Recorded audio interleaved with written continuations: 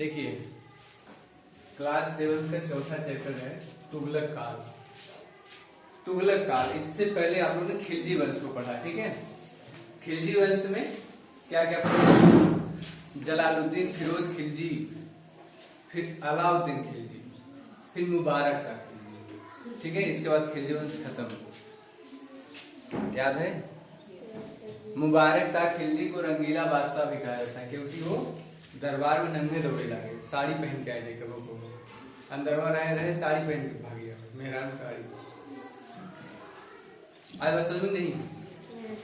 तो उसके बाद मुबारक शाह खिलजी के बाद खिलजी वंश खत्म हो जाता है। 1320 में आ जाता है तुगलक वंश। तुगलक वंश की स्थापना जो है गयासुद्दीन तुगलक ने किया था। आज बस समझ में नहीं। तुगलक गयासुद्दीन तुगलक तुगलक वंश की नींव डाली थी। इतनी बात समझ में आई, परंतु लंबा समय तक शासन नहीं कर पाया। 1320 में बेचारा गद्दी पर बैठा, 1325 में गद्दी से अपदस्थ हो गया, मतलब उसकी मृत्यु हो गई। ठीक 5 साल तक। देखो यहाँ लिखा है 1320 से 1325 गयासुद्दीन तुगलक, यही तुगलक वंश का संस्थापक है। समझ में नहीं। अब देखो तुगलक वंश का प्रथम शासक गयासुद्दीन तुगलक था। इसने अलाउद्दीन के कठोर नीति को त्याग दिया। देखो एक्चुअली अलाउद्दीन खिलजी था, वो कठोर नीति बनाया था।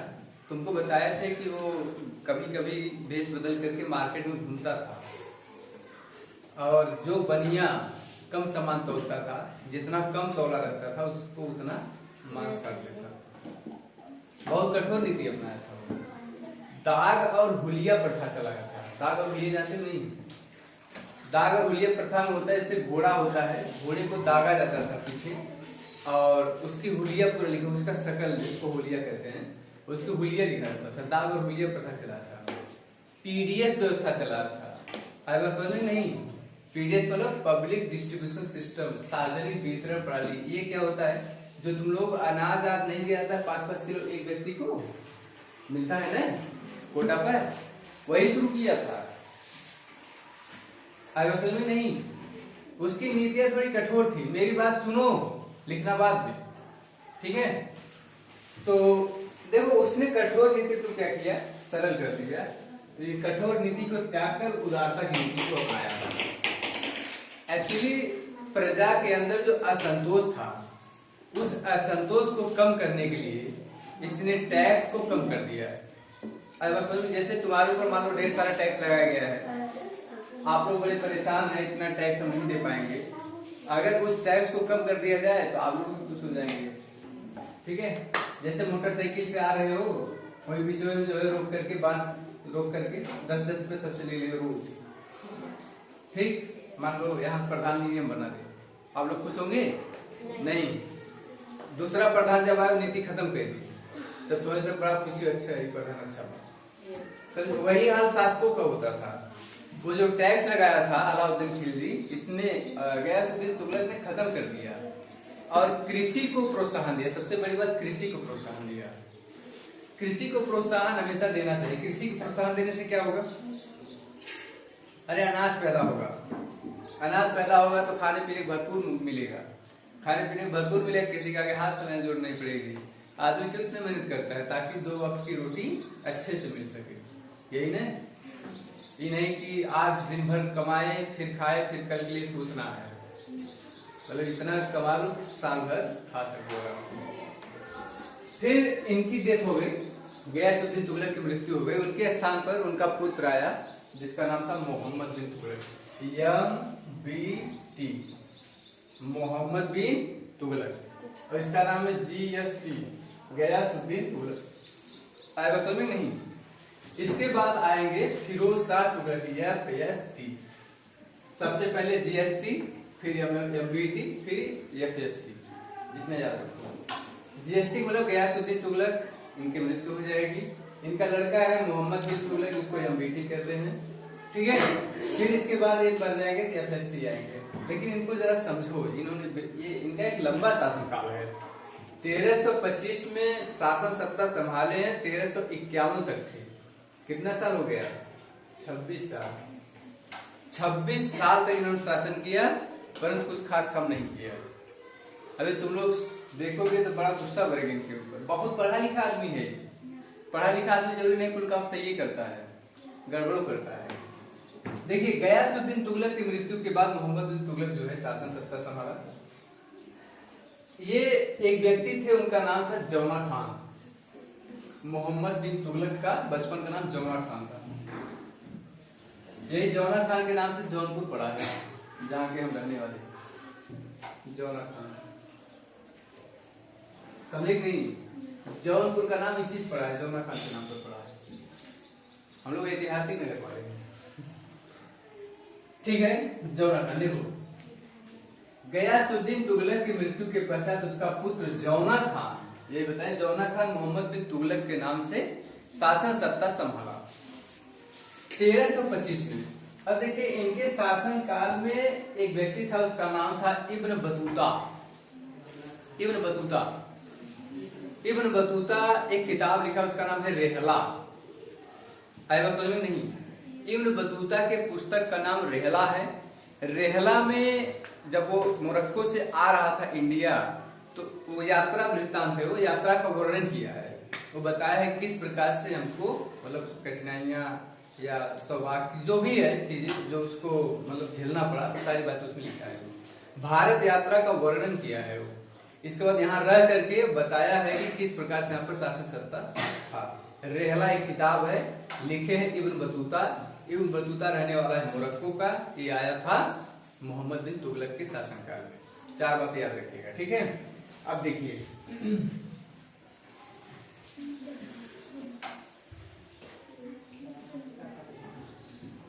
देखो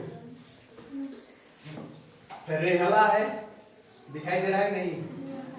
रेहला एक किताब है, कौन लिखा है? Ibn Battuta. इब्न बतूता कहाँ रहने वाला था? ये मोरक्को का। मोरक्को कहाँ है बताऊं?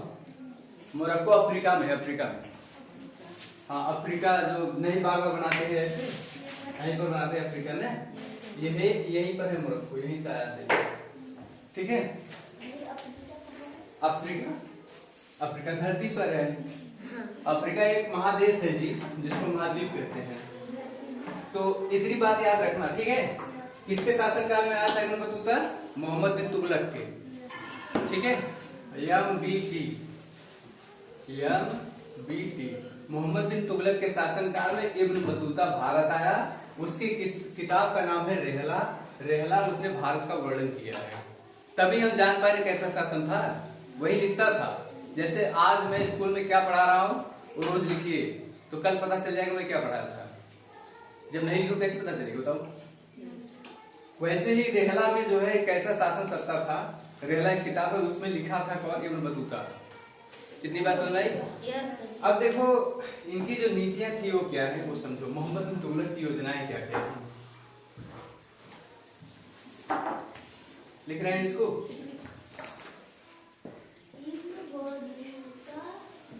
इब्न बतूता नाम है उसका, उसका नाम है इब्न बतूता, याद हो जाएगा। देखो इसकी योजनाएं क्या क्या थी। योजनाएं देखो, योजनाएं सबसे पहले थी दोआब में कर वृद्धि। दोआब क्या होता है वो समझो। देखो, इलाहाबाद जो जाओगे, ये गंगा जी आ रही हैं और ये यमुना है, ये दोनों यहीं पर मिल जाएगी। यहाँ पर क्या बनेगा? संगम। संगम मेरा नहीं लगता है, हर साल लगता है। तो गंगा और यमुना के बीच में जो जमीन है ये वाली, ये बात मत करो, इसके बीच में जो जमीन है इसी कहा जाता है दोआब, ठीक है। दोआब, दोआब। गंगा जमुना, ये गंगा जी है और ये यमुना। ये गंगा यमुना के बीच में जो जमीन है ये काफी उपजाऊ होती है। यहाँ पर टैक्स में वृद्धि कर दिया गया, कर वृद्धि का बात कर कम किया था, ये कर बढ़ा दी। जिस समय कर इन्होंने बढ़ाया उस समय वहां पर अकाल पड़ गया था। अकाल में जानते हो, सूखा पड़ गया था, बारिश हुआ ही नहीं, फसल पैदा हुआ ही नहीं। ये है देखो राजा, ठीक है, ये बैठे हैं दिल्ली में और ये है इनके सैनिक, ठीक, बहुत ढेर सारे सैनिक हैं। यहाँ से आदेश दिए, यहाँ बेचारे किसान हैं सब, समझे, ढेर सारे किसान हैं, ये सब किसान हैं। और ये सैनिक यहाँ से आएंगे घोड़ा पर टिक टिक टिक टिक करते हुए। अब बताओ, इनके पास पैसा नहीं, कहां से देंगे इनको? राजा को पैसा चाहिए, इनके पास पैसा नहीं था। ये लोग बेचारे अपना घर द्वार छोड़ भाग गए सब। ये लोग आते थे, पीटते थे जी, कोड़ा मारते थे। ये लोग घर द्वार छोड़ भाग गए, जंगल में जाकर के रहने लगे सब, पेड़ों से छिप छिप करके रहने लगे। अरे सोचे नहीं, इनको अच्छा लगेगा इनकी बात, इनको ये जो राजा साहब है इनकी बात इन्हें अच्छी लगेगी नहीं, इसलिए सारे लोग विद्रोह कर दिए। ये योजना क्या हुई? असफल हो गई। दोआब में कर वृद्धि, ये असफल हो गई। पहली बात तो उतने नहीं दे पा रहे थे जितना टैक्स लगाया गया था, तुम और बढ़ा दिए, आई बात समझ में? इसलिए यहाँ की जनता नाराज हो गई, विद्रोह कर दिया और अंततः इनको कर वृद्धि कम कर, मतलब हटाना पड़ा। योजना असफल हो गई, समझे कि नहीं? फिर कर वृद्धि क्या हो गई? असफल, असफल हो गई। कोई दिक्कत? फिर क्या किए? बड़ा पढ़ा लिखा आदमी था ये जो मोहम्मद बिन तुगलक है, पढ़ा लिखा आदमी था। फिर क्या हुआ? इसने राजधानी परिवर्तन किया, राजधानी परिवर्तन की नीति बनाया। देखो इसमें क्या होगा, और ध्यान समझो, कैसा, मतलब इतिहास से क्या सीखोगे वो समझो। इसको हटा रहे हैं, ठीक है, बना रहे क्या? ठीक है, राजधानी परिवर्तन की बात मैं बता रहा हूँ। राजधानी परिवर्तन, राजधानी परिवर्तन दूसरी योजना इनकी, राजधानी परिवर्तन। राजधानी परिवर्तन इन्होंने क्या किया? देखो, अलाउद्दीन खिलजी दक्षिण भारत तक शासन किया था। अलाउद्दीन खिलजी द्वारा जो शासित क्षेत्र थे वो इनको विरासत में मिल गई थी सब, तुगलक वंश के शासकों को विरासत में मिल गई थी, समझे कि नहीं? तो ऐसे में क्या हुआ? क्या हुआ जी? सही से देख नहीं सकते तुम लोग, बहुत बात करते हो। ठीक है, राजधानी परिवर्तन के उन्होंने मूड बनाया, क्योंकि देखो ये इंडिया है और यहाँ पर दिल्ली है और ये पूरा इंडिया पर यहाँ ये जो बांग्लादेश सब इसी में था सब, समझे? तो यहाँ से यहाँ शासन करने में बड़ा समस्या हो रहा था। देखो मालाबार को छोड़ करके बाकी अन्य जगहों पर तुगलक वंश का शासन हो गया था, खाली मालाबार तक को छोड़ करके, बस दक्षिण मालाबार तक यहाँ छोड़ करके बाकी इनका शासन हो चुका था। बात समझ आई नहीं? इनके मूड में आया मोहम्मद बिन तुगलक साहब के, ये अमरीकी साहब हैं, इनके मूड में आया दिल्ली से चलते हैं दौलताबाद, ये देवगिरी, देवगिरी बाद नाम दौलताबाद रख दिया गया, देवगिरी। अब बताओ, जैसे तुम चले जाओ साउथ इंडिया, ठीक, और तुम बोलते हो, अपनी भाषा बोलते हो, आए रहेगा रे खाए रे ना, तो वहां वाले टिगरिन टाउन बोल रहे हैं, तुमको समझे नहीं आ रहा है। वहां खाने पीने तरीका अलग है, नागालैंड वाले कुकुर खा रहे हैं, कुत्ता, तुमको वो पसंद नहीं आएगा। कोई भैंसा खा रहा है, कोई गाय खा रहा है, और तुम वो चीज नहीं खाते हो। तुम्हारा वेशभूषा अलग है, तुम्हारा रहन सहन अलग है, समझे नहीं, खान पान अलग है, संस्कृति अलग है तुम्हारी। अब यहाँ से यहाँ आगे, यहाँ सब कुछ अलग है। तो दिल्ली के लोग जब यहाँ आए तो इनको पसंद नहीं आई ये क्षेत्र, समझे कि नहीं? जब पसंद नहीं आई तो सुल्तान को लगा तो गलती हो गया हमसे, दिल्ली से आगे देवगिरी, इसी के बाद दौलताबाद कर दिया गया था, इसका नाम दौलताबाद। यहाँ गर्मियों खूब पड़ती है, यहाँ गर्मी बहुत पड़ती है, इसकी अपेक्षा बहुत गर्मी पड़ती है, समझे नहीं? तो ये बात पसंद नहीं आई लोगों को, जो यहाँ सुल्तान खुद ही नहीं अच्छा लग रहा था। केला पत्ती में खाना खाना है, थलिया में खाना नहीं मिलेगा, समझे? ये सब नियम है, यहाँ का भी नियम है, तब भी नियम था। कोई कुछ बोल रहा है, कोई कुछ बोल रहा है, समझे नहीं आ रहा है। भाषा मैसे नहीं खा रहे, वो कुछ भाषा बोले, हम कुछ भाषा बोले। जैसे तुम हमारे यहाँ जाओ, हमारी भाषा तुमको समझे में नहीं आए, समझे? तुमको अच्छा लगेगा, एकदम परेशान हो, एक दिन परेशान हो जाओगे, एक दिन नहीं रह पाओगे, कौन दुनिया में आ गया है, समझे? तो यहाँ से 2 साल के बाद ये बेचारे परेशान हो गए। 2 साल के बाद पुनः यहाँ से टिक टिक टिक टिक यहाँ आ गए, यहाँ टिक टिक टिक टिक आए थे, फिर टिक टिक टिक टिक वापस। तो ये भी क्या हुआ, असफल हो गया, ये भी असफल हो गया और ये भी असफल हो गया। क्या समझे? इनकी योजनाएं है, मोहम्मद बिन तुगलक की योजनाएं है, खूब योजना बनाता था पट्टा। अगला देखो, इन्होंने चलाया था एक सांकेतिक मुद्रा। ये क्या है सांकेतिक मुद्रा में? देखो ऊपर से मैं मिटा रहा हूं, ठीक है? यहां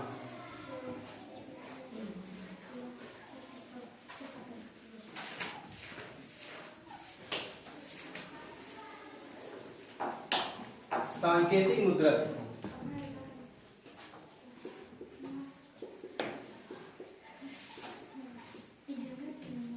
सांकेतिक मुद्रा क्या है वो समझो। इनको लगा कि अरे यार बड़ा समस्या हो रहा है, पैसा वैसा नहीं लोग पास, एक तो मुद्रा चलाते हैं। मुद्रा एक्चुअली जिस समय मुद्रा चलाने का मूड बनाए उसमें चांदी की बहुत कमी हो गई थी। तुम लोग याद करो, जब मैं तुम लोग पढ़ा रहा था ये गुलाम वंश, तो इल्तुतमिश जो है चांदी सिक्का चलाया था, तांबे चलाया था। इन्होंने क्या किया, चांदी और तांबा छोड़ दिया, मिश्रित धातु चला दिया। तांबे और पीतल को मिला करके, तांबा प्लस पीतल ये दोनों मिला करके मिश्र धातु बनता है, मिश्र धातु बनाए। ये मिश्र धातु से इन्होंने सिक्का बनाया। जैसे घर में नहीं होता है फूल, फूले खरिया, फूले का लोटा खरिया एक होता है ना, तो ये तांबा ये मिश्र धातु के सिक्के बनाए, सिक्के ढलवाना शुरू किए। अब जो तुम लोग सिक्का देखते हो उस पर कुछ कुछ छपा होता है ना, जैसे एक सिक्का पहले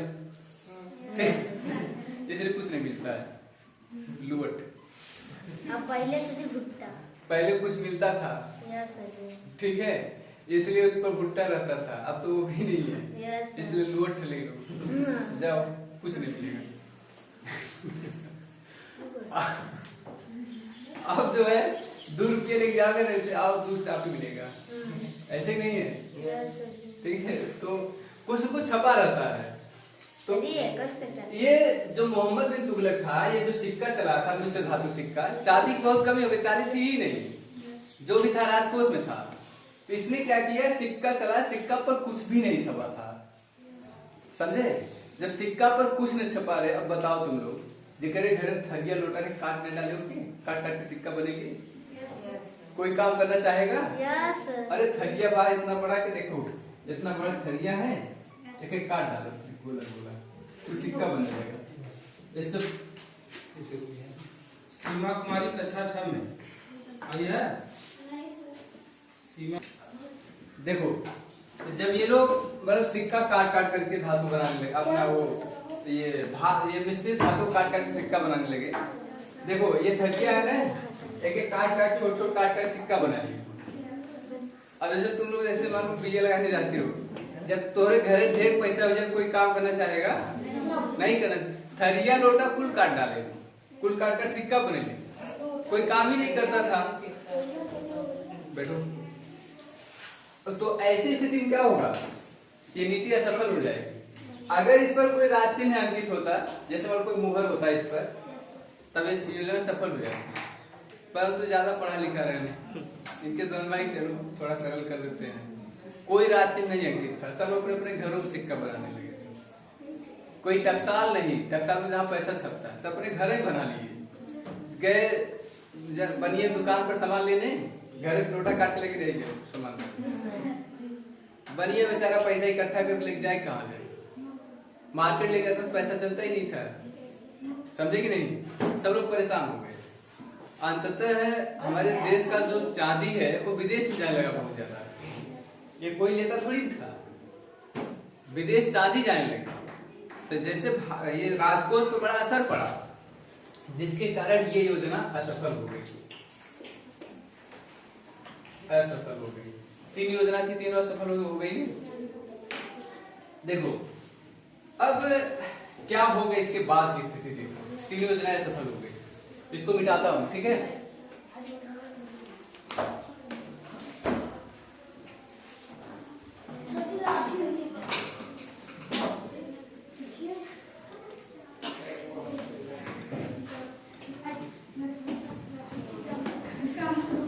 देखिए अब इसके बाद क्या हुआ, जब उसकी सारी योजनाएं असफल हो गई, क्या हुआ, जब इसकी सारी योजनाएं असफल हो गई, इसके बाद क्या हुआ, जो साउथ इंडिया के जो लोग हैं वो लोग विद्रोह करने लगे। जब कुल असफल हो जा रहा है, राजा कुछ समझ नहीं पा रहा हो क्या रहा है, तो लोग विद्रोह करने लगे। दक्षिण का जो क्षेत्र है, देखो एक क्षेत्र है वहां पर विजयनगर और बहमनी, यहाँ पर विजयनगर और बहमनी, ये दोनों क्षेत्र स्वतंत्र हो गए। चलो ये दोनों नया राज्य बन गया, विजयनगर और ये बहमनी। हसन गंगू एक व्यक्ति था, वह इसकी स्थापना किया था। हसन गंगू उसका नाम है। कैसा कैसा नाम है, हसन गंगू, ठीक है। यही व्यक्ति था जो बहमनी राज्य की स्थापना किया था। पूरा विद्रोह कर दिया, जा तो आप बात न मानो, जम करके, ठीक। यहाँ बंगाल है, ये दिया हम तो आप बात न मानो, जम करके। हर जगह विद्रोह होने लगा, क्योंकि उसकी कोई नीति सफल थी ही नहीं। जैसे मान कोई मास्टर पढ़ा रहा है, एक तो सवाल सही लगभग नहीं करे, तो लड़के क्या करेंगी, न पढ़ तो रे भी जाते पहले, समझे। तो वही चीज यहाँ भी हुआ। हसन गंगू ने क्या किया, इसके बंगाल स्वतंत्र हो गया, ये राज्य स्वतंत्र हो गए। बेचारा यहाँ दिल्ली में बैठा था, दौड़ भाग के यहाँ आ गए, दौड़ भाग के यहाँ, दौड़ इधर आ गए, दौड़ इधर, एक दौड़ते दौड़ते जिंदगी, समझे कि नहीं। 25 साल तक खाली दौड़ते ही रहेंगे, यहाँ हुआ कुछ नहीं कर पाया। बेचारा ऐसे बीमार हो गया, दौड़ते दौड़ते बीमार हुआ, मर गया। तो लोगों ने क्या कहा जानते हो, जब इसके मर गया, राजा को प्रजा से और प्रजा को राजा से मुक्ति मिल गई, भले वो मर गए। किसी कोई शोक नहीं हुआ, किसी दुख नहीं हुआ, मर गया। कहे राजा को प्रजा से, प्रजा को राजा से मुक्ति मिल गई। मोहम्मद बिन तुगलक जब मर गया तो देखो यहाँ पर है ना, सिंध में विद्रोह के समय सुल्तान बीमार पड़ गया और मेरे क्या उसकी मृत्यु हो गई। यहाँ पर विद्रोह हुआ, यहाँ विद्रोह हुआ, यहाँ सिंध वाला क्षेत्र है, यहाँ विद्रोह हुआ। इसको बेचारा दौड़ते दौड़ते मर गया, समझे। अब जैसे तुम मान लो तुमको कभी जौनपुर, कभी भदोही, ऐसे ऐसे भागना पड़े, हरदम भागते ही रहो, क्या होगा बताओ, एक दिन हैप्पी बर्थडे हो जाएगा। वही हाल इसका हुआ, यही बेचारा दौड़ते भागा, यहाँ भागा, यहाँ भागा, यहाँ आवे विद्रोह दबा, तब से यहाँ को लड़े ला गए, यहाँ आवे तब से यहाँ लड़े ला गए, यहाँ आवे यहाँ लड़े ला गए। इसका जीवन समाप्त हो गया। राजा को प्रजा से, राजा को प्रजा से और प्रजा को राजा से मुक्ति मिल गई, राजा से मुक्ति मिल गई।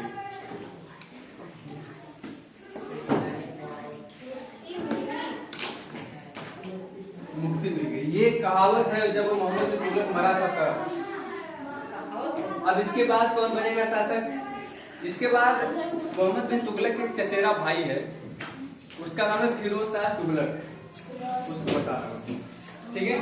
इसको मिटा दो सारा, इसको लिख लो, पहली वाला लिख लो, मैं ऊपर लिख रहा हूँ, इसको लिख लो, जब मर गया तो बनाओ ले जी, नहीं इसको बनाओगे, बना दो। बंगाल सिंह, यही तो बेचारा मरा था, बना लीजिए, अच्छा बना लीजिए। देखो मोहम्मद बिन तुगलक के बाद फिरोज शाह तुगलक शासक बना, ठीक है। फिरोज शाह तुगलक जो था मोहम्मद बिन तुगलक का चचेरा भाई था। चचेरा भाई जानते हो ना क्या, ठीक है, चाचा लड़का चचेरा भाई, या बड़े पिता का लड़का चचेरा भाई ही होता है। तो चचेरा भाई जो है शासक बना। मोहम्मद बिन तुगलक ने जो गलतियां किया था, वो सारी गलतियों को इन्होंने क्या किया, इग्नोर कर दिया। सबसे बड़ी बात यह है कि बहुत ज्यादा राज मत फैलाओ, जितना तुम्हारे पास शक्ति है उतना ही फैलाओ, समझे। खूब दूर तक राज फैला लिए और शक्ति है ये नहीं है, सब लोग विद्रोह कर रहे हैं। इन्होंने ऐसा काम करने से इनकार कर दिया। देखिए देखिए इन्होंने क्या किया, अमीरों, सेना और उलेमा वर्ग को शांत किया। सबसे पहले विद्रोह को शांत करने के लिए 3 लोग पकड़ना बहुत जरूरी है, अमीरों को, सेना को, उलेमाओं को। अगर ये शांत हो गए, जनता ऑटोमेटिक शांत हो जाएगी। आई बात समझ में नहीं? तो अब देखिए उलेमा वर्ग को इन्होंने देखो संतुष्ट करने का कार्य किया, और इन्होंने क्या किया, इस्लाम के अनुसार नियम कानून चलाया। मेरी बात सुन लीजिए, फिर लिखवाएंगे पूरा। इस्लाम के अनुसार इन्होंने क्या किया, नियम कानून चलाया, जिसके कारण सब लोग खुश हो गए, इस्लाम धर्म के लोग खुश हो गए। और इस्लाम धर्म का हिंदुओं पर शासन था, तो उनको भी संतुष्ट करने का प्रयास किया गया। इन्होंने बहुत कार्य किया है, बहुत कार्य किया है, जो आज भी अभी लागू है। समझे कि नहीं? क्या क्या है उसको मैं बताता हूँ। देखो, जन कल्याणकारी कार्य किया, जिससे मतलब लोगों का भला हो। जैसे तुम्हारे लिए मान लो नहर खोल दिया जाए, तुम्हारे गांव में जलाशय खोल दिया जाए, तुम्हारे गांव में विधवा आश्रम खोल दिया जाए, तुम्हारे गांव में लड़कियों के विवाह के लिए एक मंडप बना दिया जाए खूब बड़ा सा, किसी भी लड़की लड़के की शादी के लिए राजा खुद पैसा दे, बताओ खुश नहीं होंगे? खूब खुश हुए सब। अनाथ बच्चा है जिसके माता पिता कोई नहीं है, उसके पढ़ाई लिखाई खर्चा पूरे सुल्तान संभाले, तो लोग खुश नहीं होंगे? दीवाने खैरात करते, उसको दीवाने खैरात की स्थापना कराया था, जिसमें विधवाओं की मतलब विधवाओं को रहने की व्यवस्था थी, उनको खाने पीने की व्यवस्था दी जाती थी, लड़कियों की शादी की व्यवस्था थी, जो अनाथ बच्चे थे उनको पढ़ाई लिखाई का पूरा खर्चा दिया जाता था, जलाशय की व्यवस्था कराया गया, नहर निर्माण कराया गया ताकि लोग सिंचाई कर सके। आज भी उस बहुत सारी नहर है जिससे सिंचाई की जाती है अभी, ठीक है। तो देखिए पहली बात यह है, कृषि के लिए नहरों का निर्माण कराया, ठीक, जिसमें यमुना नहर है और सतलज नहर है, जिससे आज भी सिंचाई होती है। देखिए बंजर भूमि से प्राप्त आमदनी को धार्मिक तथा शैक्षिक कार्यों में खर्च किया। जो बंजर भूमि थी उससे जो पैसा आता था वो लोग शिक्षा दीक्षा में खर्च होता था। लोग पैसा दिया था तुम शिक्षित हो, जैसे तुम लोग आज भोजन दिया था एमडीएम ने, ताकि तुम लोग कम से कम खाने के बहाने स्कूल आओ, पढ़ने के बहाने तो आओ ही, खाना खाओ, पढ़ो, कुल काम यही करो, समझे? सारी व्यवस्था, खेलने की व्यवस्था, सब कुछ व्यवस्था है। उस समय यहाँ पर जो है बंजर भूमि से प्राप्त आमदनी को धार्मिक भूमि तथा देखो शैक्षिक कार्य करें ताकि लोग शिक्षा ले सके। अब देखो इसने क्या किया, कई राज्यों का स्थापना की, जैसे जौनपुर की स्थापना किया। इसका भाई था जौना खान, वही मर गया था ना, जिसका नाम था मोहम्मद बिन तुगलक। वही जौना खान को मोहम्मद बिन तुगलक के नाम से जाना जाता है। जब वो मर गया तो उसी की याद में इन्होंने क्या किया, जौनपुर की स्थापना किया, जहाँ पे मैं रहने वाला, ठीक है। अब देखो फिर इसके बाद जो है और फिरोजपुर की स्थापना किया, फिरोजाबाद की स्थापना किया। आज नेहरू ने क्या किया, उसने प्रजा के, देखो प्रजा के लिए सरायों, जहां पर नहाया जाता है, सरायों, गाय भैंस रखने के लिए जगह बनवाया। जलाशय की स्थापना की। जलाशय क्या होता है, बड़ा बड़ा वो था ये खोदा तालाब, जिससे पानी ढेर सारा इकट्ठा होगा। जब पानी ढेर सारा इकट्ठा होगा क्या होगा, वो पानी फिर नीचे रिस करके जाएगा, वो पानी नीचे रिस करके जाएगा, फिर नल चलाएंगे, फिर ऊपर पानी आएगा। यही हम लोग साथ समस्या हुआ था, कोई यहाँ जलाशय नहीं था, इसलिए हम लोग इतना जो है दूर दूर तक भागे पानी के लिए, तो आप लोग भागे होंगे, ठीक है। अब देखो अस्पतालों की स्थापना कराया गया, अच्छी बात है, बीमार हो जाए टैबलेट लेके खा के सही हो जाओ। बगीचा बनवाया गया, भूख लगे तो आम चढ़ के तोड़ लो, खाई लो आमा। पुलों का निर्माण किया गया, नदी है तैर करके नहीं पास करना है, आपको पुल पर से जाना है, ना कि डोंगा से जाना है, नाव से जाना है। ये सब का निर्माण कराया, उसका मरम्मत भी करवाया था। दीवाने खैरात की बात मैंने आपको बताया। दीवाने खैरात में क्या होता है, देखो उसमें विधवाओं, अनाथों और लड़कियों के विवाह की व्यवस्था किया गया था, उसका खर्चा दिया, पैसा दिया जाता था। अच्छी बात है नहीं है? अच्छा काम किया है ना, खूब बढ़िया काम किया है। देखिए सरकारी खर्च पर सरकार अपने पैसे से वो डॉक्टर रखता था, वैद्य। देखो वैद्यों द्वारा औषधि और तथा भोजन दिए जाने की व्यवस्था कराया था, फ्री में दवा देता, जैसे अस्पताल में मिलता है वही शुरू करवाया था। सरकारी पैसा डॉक्टर रखता था और उनको खुद पैसा देता था, और वो डॉक्टर लोगों का इलाज करता था। बढ़िया काम है ना। और जो लोग बेरोजगार थे, जैसे आज बहुत सारे बेरोजगार घूम रहे हैं, रोजगार ही नहीं है, इन्होंने बेरोजगारों को रोजगार देने के लिए, जैसे जिसके पास कोई काम नहीं उसको काम देने के लिए एक रोजगार कार्यालय खोला था। वहां पर जाइए, अपनी योग्यता बताइए और आपको उसी के अनुसार काम दिया जाएगा। अच्छी बात है। अच्छा शिक्षा मतलब शिक्षित व्यक्ति है उसको मास्टर बना दो, और शिक्षित व्यक्ति है उसको और उच्च पद दे दो, अशिक्षित व्यक्ति है तो उसको और कोई काम दे दो। तो ये काम अच्छा है, ये बहुत अच्छा काम है। रोजगार कार्यालय की स्थापना करा दी। ये देखो रोजगार कार्यालय बनाया था। देखिए कठोर नीतियां जो बनाई गई थी पहले, जो इनके पुरखों ने जो कठोर नीति बनाई थी उसको इन्होंने समाप्त कर दिया। कहा कि सरल नीति रहेगी ताकि जनता का हित हो सके। कठोर नीति को उन्होंने क्या किया, समाप्त कर दिया। देखिए लोक हित के कार्यों के लिए आज भी उन्हें जाना जाता है। जो लोक हित का कार्य है आज भी इनको इसलिए जाना जाता है क्योंकि उन्होंने बहुत सारा लोक हित का कार्य किया है। जैसे नहर का निर्माण कराना, विधवाओं के लिए रहने का कार्य कराना, उनके खर्च का काम कराना, लड़कियों के विवाह का काम कराना, जलाशय का काम कराना, वैध रखना, शिक्षा पर खर्च करना, बहुत काम किया है। दो काम बड़ा महत्वपूर्ण है इसका। देखो अब इन्होंने क्या किया, अशोक के स्तंभ, अशोक काल में कक्षा 6 पढ़ाऊंगा। अशोक के 2 स्तंभ, एक है टोपरा, टोपरा में था। टोपरा कहाँ है, वहां हरियाणा में एक जगह है अंबाला, वहीं पर पड़ता है टोपरा। वहां पर एक उसका पिलर था, स्तंभ जो है, पिलर वो खम्भा जो गाड़ा गया था, बहुत अच्छा खम्भा था, उसको उन्होंने उखड़वा लिया।